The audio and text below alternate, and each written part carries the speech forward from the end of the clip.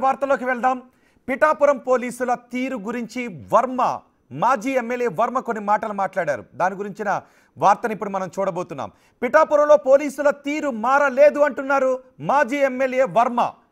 పవన్ కళ్యాణ్ నియోజకవర్గంలో బొండు ఇసుక క్వారీని కార్యకర్తలతో కలిసి పరిశీలించారు మాజీ ఎమ్మెల్యే వర్మ. ఆయన ఆ ఇసుక క్వారీలను పరిశీలిస్తున్న దృశ్యాలు ఇప్పుడు మీరు స్క్రీన్ పైన చూస్తున్నారు.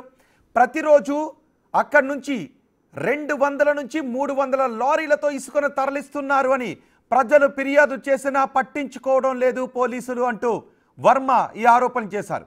నియోజకవర్గంలో గంజాయి వాడకం కూడా ఎక్కువైంది అని వర్మ సంచలన వ్యాఖ్యలు చేశారు. దీనిపై ఎస్పీ దృష్టికి తీసుకువెళ్తాము అంటూ వర్మ మాట్లాడారు. కూటమి ప్రభుత్వానికి చెడ్డ పేరు వచ్చి పని ఈ అక్రమ తవ్వకం. ఈ అక్రమ తవ్వకం కూటమికి చెడు, వైసీపీకి మంచి పేరు. ఆ విధంగా వాళ్ళ యొక్క వ్యాపారాలు చేసుకోవడం గురించి ముసుగు తగిలించుకున్నారు. అలాగే కొడవల్లో కూడా మొదలైంది. వైసీపీ టైంలో, గవర్నమెంట్ టైంలో తెలుగుదేశం, జనసేన, బీజేపీ 3 నెలల ధర్నాలు చేశారు. టెంట్లు వేసుకుని చేసాం. ఇప్పుడు వాళ్ళు మళ్ళీ స్టార్ట్ చేస్తున్నారు. ఎలా స్టార్ట్ చేసేస్తున్నారో మాకు అర్థం అవట్లేదు. ఎవరిని ఎక్కడ కలిసి స్టార్ట్ చేస్తున్నారో అర్థం అవట్లేదు. వాళ్ళకి ధైర్యం ఏంటో అర్థం అవట్లేదు. సేమ్ పర్సన్స్, సినిమా మార్పు అంతే.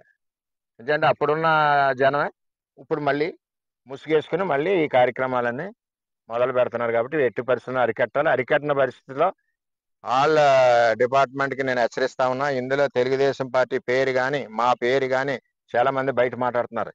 ఎక్కడ చెప్పినా సరే తీసుకెళ్లి బొక్కలేసి తోలు తీసేయండి. ఇటువంటి అక్రమ కార్యక్రమాల్లో తెలుగుదేశం పార్టీ ఎక్కడ ఉండదు. ఈ కూటమికి వచ్చి చెడ్డ పేరు వచ్చి పనుల్ని మీరు కంటిన్యూ చేస్తున్నారంటే పోలీస్ వ్యవస్థ ఒకసారి దృష్టి పెట్టుకోండి. ఇంకా మీరు ఇలా చేయని పరిస్థితిలో స్టేషన్ దగ్గరికి వచ్చి నిలదీసే పరిస్థితి వస్తుంది. అది కూడా తొందరలో చెప్తున్నాం. ఇది కూడా పైన అధికారుల దృష్టిలో పెడతాం. ప్రభుత్వం మాదే ఉంది కాబట్టి ఎట్టి పరిస్థితుల్లో చర్యలు తీసుకుని దీన్ని అరికడతామని కూడా తెలియజేస్తున్నాం. ఇప్పుడు కళ్యాణ్ గారు చెప్పింది తప్పేం చెప్పలేదు కదా. ఆయన ఒకే చెరువుతామండి, అది కూడా వ్యాపారం చేసుకున్నారు కాబట్టి బ్రిక్ రావాలి కాబట్టి అని చెప్పి ఇచ్చారు పర్మిషన్. ఆయన చెప్తానే ఉన్నారు పోలీస్ తీరు మారాలని కళ్యాణ్ గారు చెప్తున్నారు. ఇటువంటి మాఫియాలు తీరు మారాలని ఆయన చెప్పారు.